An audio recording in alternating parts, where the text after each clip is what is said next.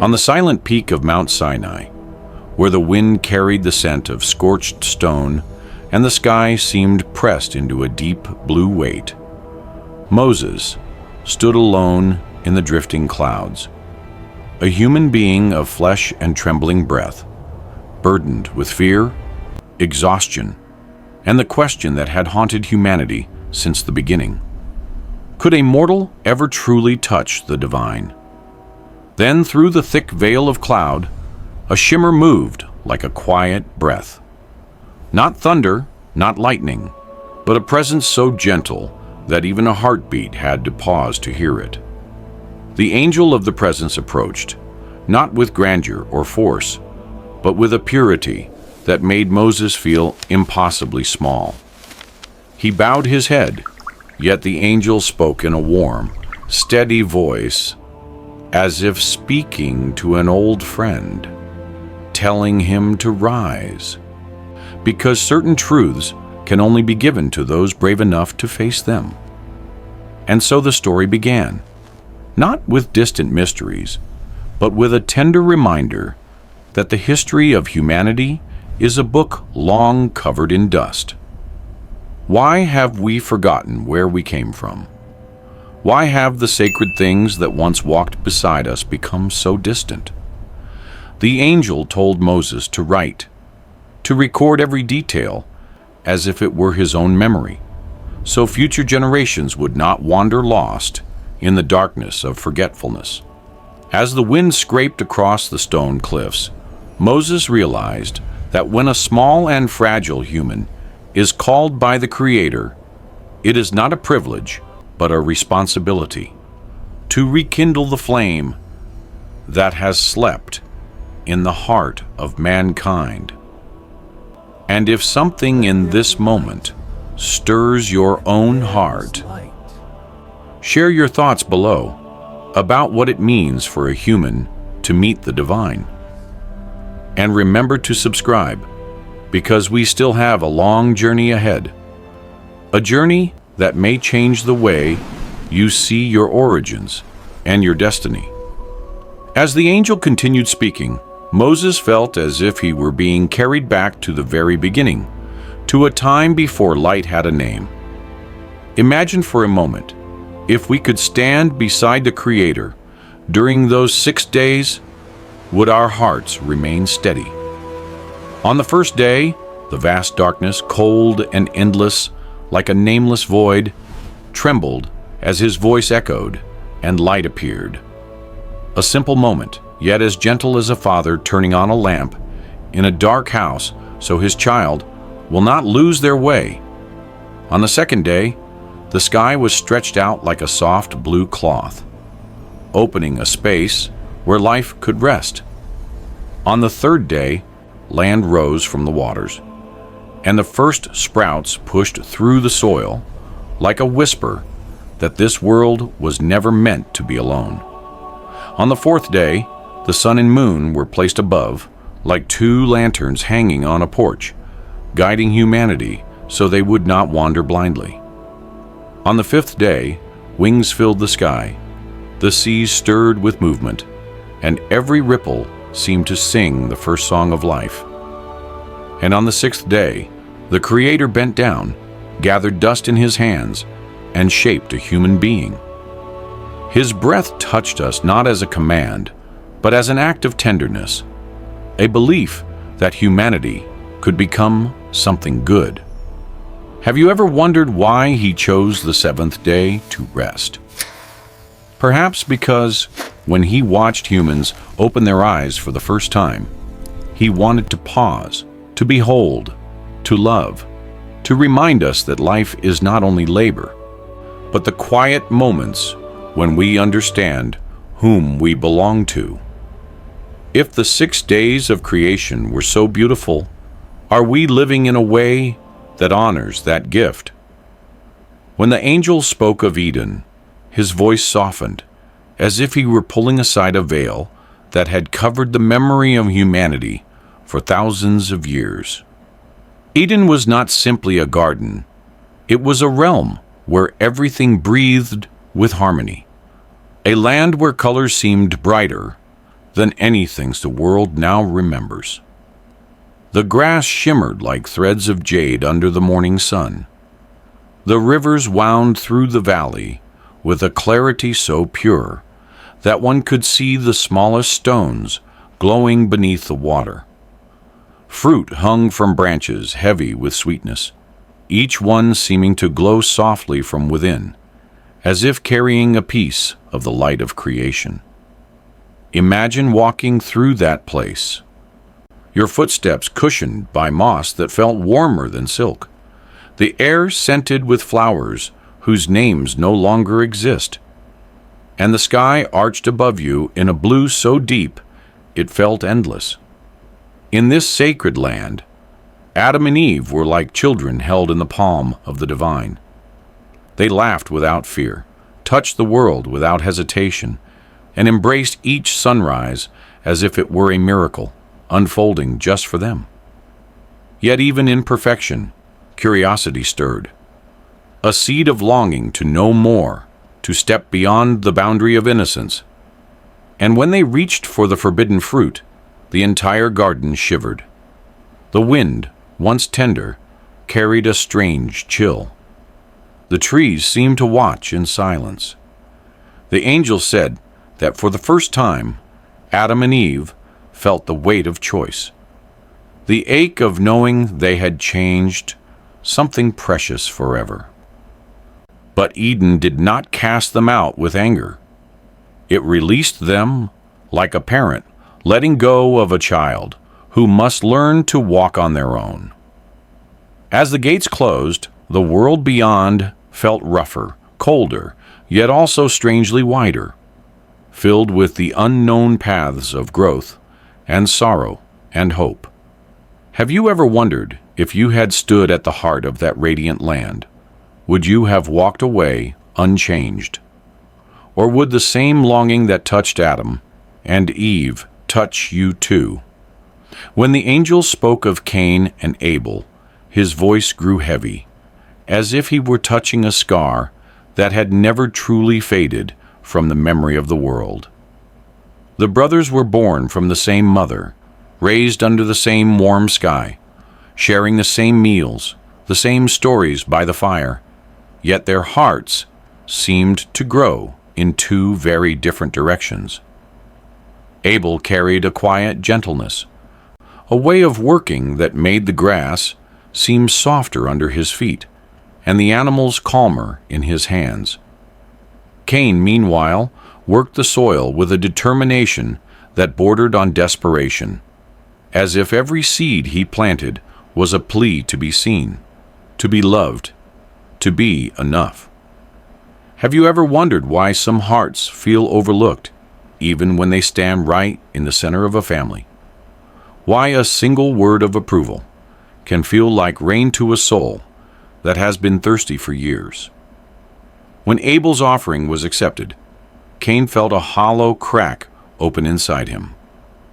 Not because his brother did anything wrong, but because he felt as though the world had quietly chosen a favorite. The angel said that Cain's anger was never truly anger. It was a wounded longing, the kind that grows silently and becomes too heavy to carry alone. When Cain asked Abel to walk with him into the field, it was not a trap. It was the beginning of a conversation he had rehearsed 1,000 times, hoping his brother would understand the storm he had been hiding. But sometimes words meant to heal end up cutting deeper. The angel described how the sky dimmed when Abel fell, how the wind seemed to hold its breath, as if even nature could not believe what had happened. Cain did not flee because he wished to escape punishment. He fled because he saw, in himself, a darkness he never knew he carried. And is that not a fear we all share? The fear of discovering a version of ourselves we do not recognize. Their story forces us to look inward. How many times have we, without meaning to, compared one person to another and planted the seeds of bitterness? How many times have we ignored the silent battles of those who stand beside us? If this ancient tragedy awakens something in your heart, share your thoughts in the comments, and remember to subscribe, because the path ahead is long, and each chapter brings us closer to the hidden truths of our own humanity.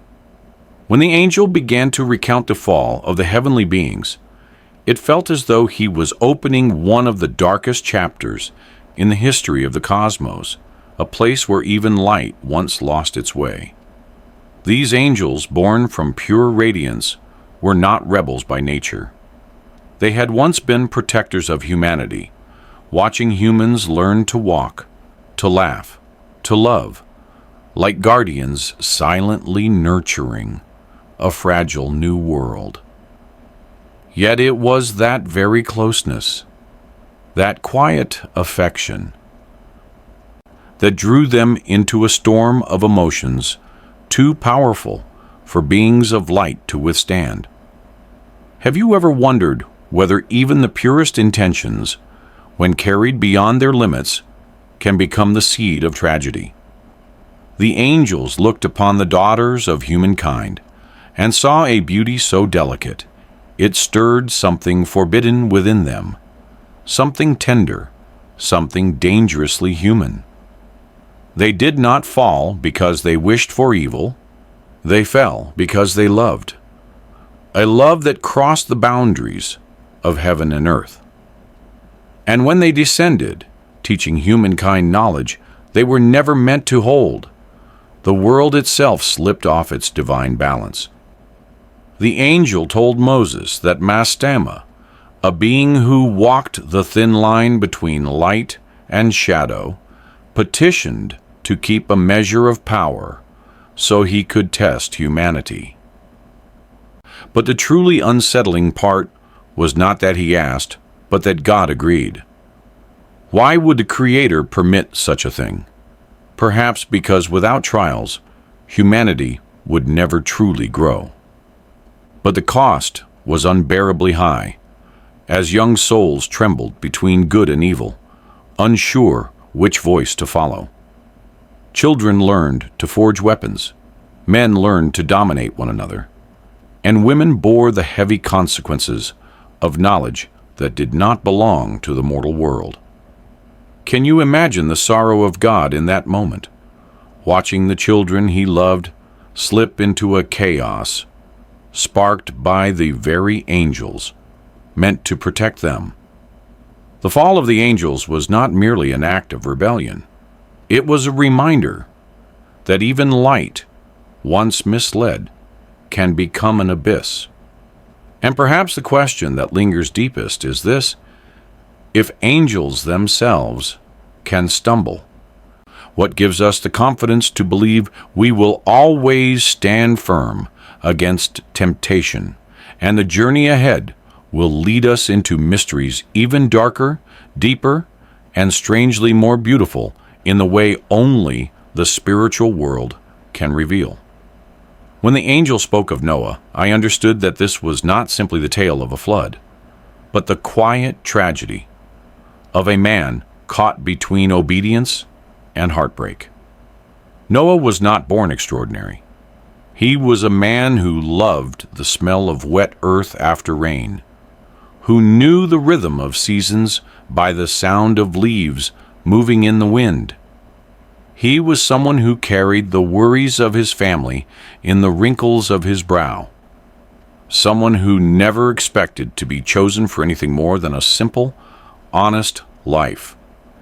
Yet God came to him with a message that no human heart could ever be prepared to hear. Imagine standing alone under a fading sunset, listening to the voice that tells you the world you know, the world you grew up in, will soon become nothing but a memory beneath the waves. How would you breathe? How would you take your next step? The angel said that when Noah picked up his first tool to build the ark, his hands trembled not from fear but from sorrow. Each swing of the hammer was an attempt to steady his spirit, to cling to the belief that obedience would somehow bring meaning to such overwhelming loss. People pointed at him, mocked him, whispered behind his back. Some laughed openly, shaking their heads at what they believed was the madness of an old man. But Noah kept working. Faith, the angel whispered, is often built from the moments no one sees, the moments when tears fall silently onto unfinished wood. When the skies finally cracked open, the first raindrops fell slowly, almost gently, like a warning too soft to grasp. Then the heavens erupted, the wind roared, the clouds twisted like wounded beasts, and the world seemed to cry out in terror. Noah watched people run, scream, cling to each other. He watched animals scatter and fields disappear under rising water. And in that chaos, he felt a weight crush his chest. It was the weight of knowing that survival sometimes feels just as painful as loss. Inside the ark, while thunder tore the sky apart, Noah held his family close. He whispered prayers, not for himself, but for the countless lives swallowed outside. The angel said that even God grieved, for destruction was never his desire. But sometimes new beginnings require endings too heavy for human hearts to carry. When the waters calmed and the ark finally rested upon dry ground, Noah stepped onto the earth like a man walking into an unfamiliar dream. The world was silent, painfully silent, as if holding its breath. And Noah wept. His tears fell not only for what had vanished, but for the knowledge that he must now rebuild a world with hands that had seen too much. Have you ever wondered whether you could bear such a responsibility? Whether you could walk forward knowing the past was buried beneath your feet, and the road ahead will take us into even deeper questions about the strength of the human heart and the mysterious ways in which we continue to be guided. When the angel continued the story of the world after the great flood, I once thought everything would begin again in purity, that humanity would learn to cherish one another, to guard the fragile beauty Noah and his family had struggled so hard to preserve. But the cracks within the human heart were still there, glowing like embers hidden beneath ash. The new world was not truly better. It was simply the same mistakes wearing new faces. The children born after the flood, children who should have carried hearts washed clean, slowly learned to compete, to compare, to distrust, as if sin had seeped into human nature long before they even opened their eyes. The angel said that land began to be divided, this bloodline receiving one region, another clan receiving another. And from these divisions, the roots of conflict began to creep across the earth. The descendants of Noah, only a few generations apart from him, started to argue over borders, over ownership, over who had the right to hold more power. Have you ever wondered why humans always measure themselves against one another, even after being given a second chance to start over? Canaan made a claim on a land not meant for him, and his choice cast shadows across centuries, creating divisions that later generations were forced to inherit. A new world was built, but the ego of humanity remained old. Pride, greed, and fear found their way back into every family and every tribe. It seemed that even after being saved, people still push one another into corners of pain made by their own hands. The angel said God saw everything, and in his gaze there was not only disappointment, but sorrow. The sorrow of a father who knows his children must learn their lessons on their own. no matter how much it hurts. And the question that lingers in my heart is this: if we ourselves were given the chance to begin again, would we truly change, or would we repeat the same patterns that have haunted humanity since the beginning? If this part of the story gives you something to reflect on, share your thoughts in the comments, and remember to subscribe, because the journey ahead will take us even deeper into the true nature of humankind after its greatest turning points. When the angel spoke of Abraham's childhood, it felt as if I were walking beside a young boy caught between two worlds, one filled with motionless idols, and another quietly calling his heart toward something greater. Abraham was born into a family that worshipped statues of stone and wood, beautifully carved, yet cold and strangely distant. Every morning he watched his father carefully dust them, bow before them, whisper prayers to faces that never moved. And even as a child, Abraham could not understand why beings said to hold divine power never spoke, never smiled, never answered. Have you ever wondered where your heart will go if your faith is placed in the wrong hands? Abraham grew up with that question lingering inside him, a small but persistent ache, as if something within him was pushing against the heavy wall of tradition. One day, standing before those lifeless idols, he stared long enough to realize a simple truth. There was no strength in those stone eyes, no compassion in those wooden faces. They could not hear, could not see, could not protect. And that realization filled him with both disappointment and a strange sadness.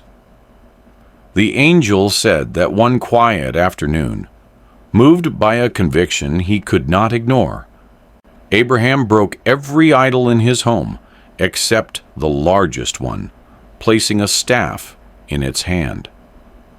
When his father returned in anger, Abraham did not argue.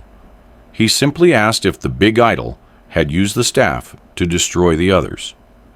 And when his father insisted that idols cannot move or fight, Abraham gently answered, "If it cannot even lift a staff, how can it ever protect us?" A simple question, yet powerful enough to shake the very foundations of belief. In that moment, Abraham did not only break statues, he shattered the invisible walls that kept people from seeing the truth. Have you ever lived through such a moment, when something you trusted revealed its fragility, forcing you to face what you had avoided for too long? Abraham's journey began from a small question like that, a question strong enough to open the path toward a new faith and a new future. If his story reminds you of the times you had to stand alone in front of your own truth, leave a comment and remember to subscribe, because Abraham's path will soon lead us into trials far greater, trials that only a courageous heart could walk through. When the angel continued the story of Abraham, I felt as though I were watching a lone traveler, crossing an endless desert, carrying not only his belongings, but a promise far greater than his own lifetime. A promise that he would become the father of many nations, that from him would come a lineage as countless as the stars, as unmeasurable as the grains of sand beneath his feet. Yet that promise did not arrive swiftly. It came through years that wore down the heart, through nights when he looked up at a silent sky and wondered whether God truly heard him. Have you ever stood in that space between faith and doubt? When your heart wants to believe, but your steps grow heavy on a road that feels too long. Sarah, the woman who walked beside him, carried her own scars of time. She wept over her empty womb, over the feeling of being powerless in the face of a promise neither of them knew when or how would come true. Yet what moves me most is that she and Abraham still held each other's hands and walked forward, choosing trust even when everything ahead looked uncertain. When Isaac was finally born, his cry was not only the sound of a newborn entering the world, it was the blossoming of a promise decades in the making, the joy of two people who thought they were too late to be parents. But their greatest test had not yet come.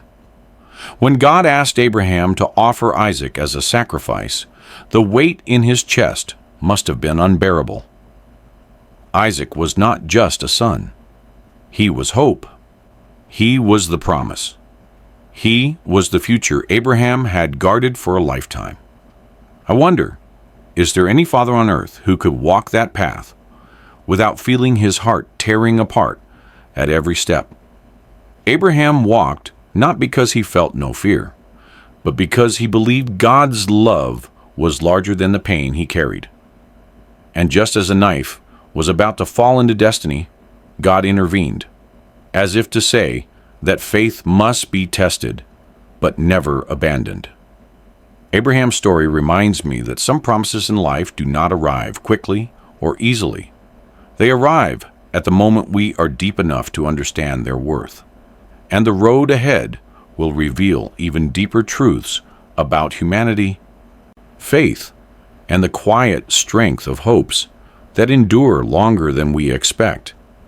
When the angel spoke of Jacob and Esau, it felt like listening to the quiet heartbreak of a family slowly tearing at its own seams.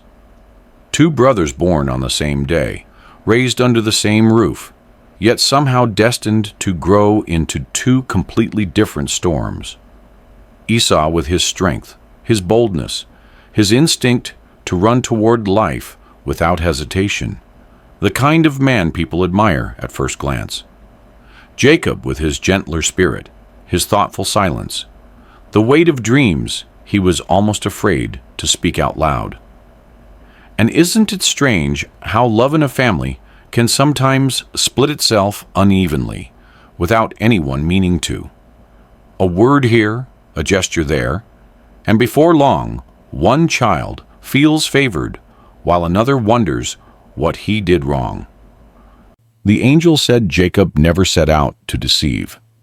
He simply carried the ache of a boy, who always felt like he was standing in the shadow of someone louder, stronger, more visible. And Esau, for all his fire, carried a wound of his own, the wound of believing that blessings belonged only to the ones who fit a certain mold. Their rivalry was not born from hatred, but from longing, from the very human desire to be seen and chosen. When Jacob finally took the blessing, the world often calls it deception. But the angel described it more like a collision of two hearts trying to claim a place in the story of their own family. Esau cried out in anger, but beneath that anger was grief. The kind of grief that makes a grown man feel like a child again. Jacob fled, not out of triumph, but out of fear, carrying a blessing that suddenly felt heavier than a burden. And I wonder, how many of us have lived with the weight of choices we cannot walk back, choices made in moments of fear, insecurity, or desperation? How many families have been broken, not by cruelty, but by misunderstandings that grew too deep to untangle? Their story asks us to look at our own lives. Who have we hurt while trying to protect ourselves? Who have we run from instead of facing? And if we were given another chance, would we choose differently? If this chapter makes you reflect even a little, leave your thoughts in the comments. And remember to subscribe, because the journey ahead will take us deeper into the hidden corners of the human heart and the stories that shape who we become. When the angel told the story of Jacob, alone in the night. It felt like stepping into one of the most intimate moments in all of human history, the kind of moment we rarely admit even to ourselves. Jacob was a man on the run, carrying the weight of choices he could not undo, and the fear of a brother he once loved but now believed he had lost forever. Imagine him standing under a sky without a single sound, the cold pressing against his skin, the darkness pressing against his heart, and wondering if he had reached the end of himself. Have you ever had a night like that? A night when your past caught up to you, and the only person left to face was the one inside your own reflection. The angel said that Jacob did not wrestle with a stranger.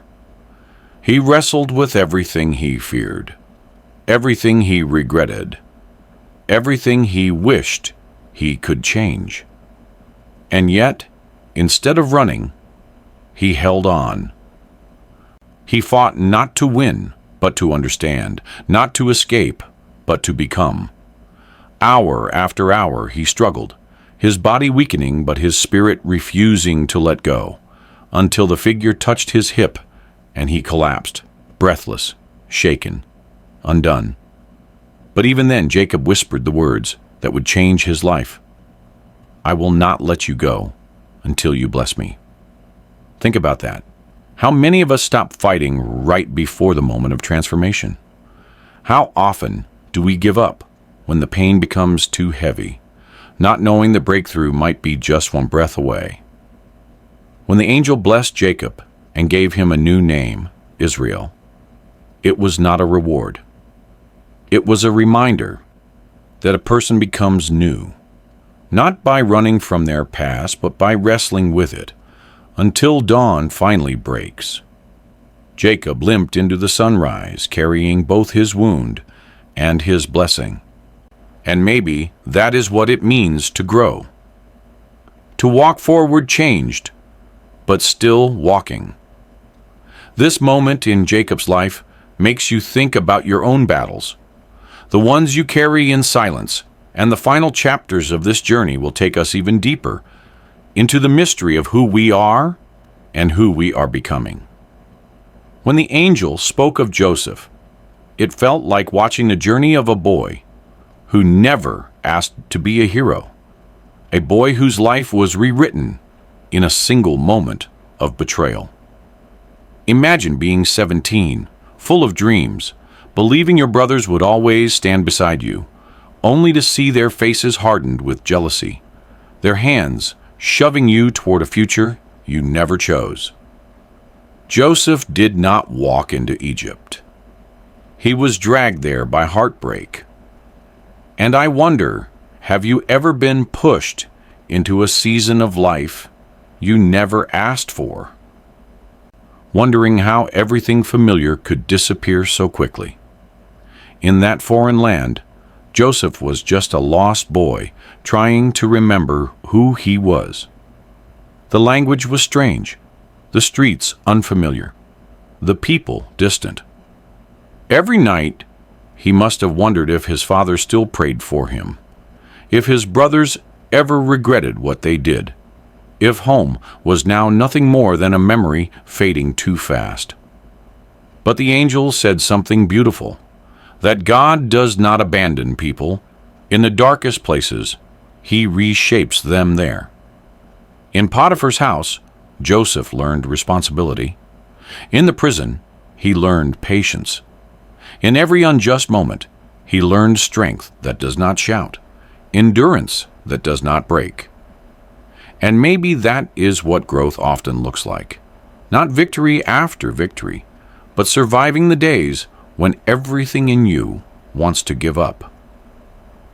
Yet Joseph never lost the quiet spark inside him, that strange certainty that even suffering can be part of something larger. Have you ever felt that?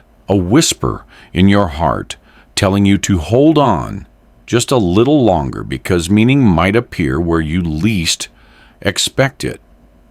When Joseph interpreted dreams It was not about talent. It was about a wounded boy, choosing to see hope where others only saw fear. And that hope lifted him from a prison cell to the throne room of a king. But what moves me most is not his rise to power. It is the moment he saw his brothers again. The men who broke him, the men who sold him. And instead of anger, Joseph felt something deeper. The kind of compassion that can only grow inside a heart that has known suffering and survived it. He forgave them, not because they deserved it, but because forgiveness was the only way to free himself from the chains of the past. And maybe that is the question for all of us. Who do we need to forgive so our own story can move forward? Who are we still carrying in our hurt? If Joseph's journey makes you think about your own, leave a comment and remember to subscribe, because the final chapter of this story will take us into the mystery of how a single life can change the destiny of an entire people. When the angel reached the final part of the story, it felt like the closing of a long journey, a moment when the past stops being just history and becomes something far more personal, almost like memory. Moses was not born into a peaceful world. He arrived in a time when fear ruled the homes of ordinary families, when mothers held their newborns close, praying their cries would not be heard by soldiers outside. Imagine his mother placing him in a small basket lined with trembling hope, setting him on the river, not because she wanted to let go, but because holding on meant losing him forever. Have you ever faced a moment where love required a sacrifice so painful it nearly broke you?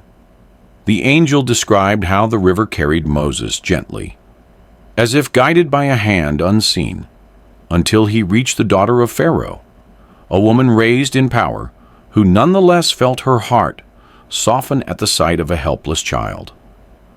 Two women from two worlds, both choosing compassion over fear, shaping the destiny of a boy who would one day reshape the destiny of an entire nation. As Moses grew up in the palace, he learned words he was never meant to speak and lived a life that was not truly his. Deep inside, he carried a quiet tension, the sense that belonging is not always about where you live, but about who your heart aches for. And maybe you have felt that too. That strange pull towards something you cannot name, yet cannot ignore. When the angel said God called Moses by name from the burning bush, I imagined how startling it must have been to realize that the Creator of the universe remembers you personally, remembers your tears, your fears, your hidden questions. Have you ever wondered what it would feel like to be called by name in a moment when you thought no one saw you? Moses listened, hesitant but willing, and in that willingness, the word became purpose. It became history. It became the bridge between suffering and freedom. And as the angel finished the tale, he told Moses to write everything down, not for glory, not for power, but so future generations would remember where they came from and who walked beside them through every shadow. Memory, after all, is what keeps a people alive. And maybe the question for us is this: what parts of our story are we forgetting? What truths are we letting slip away in the noise of everyday life? Every story we explore together becomes part of a memory we carry forward, a reminder of who we are and who we are still becoming.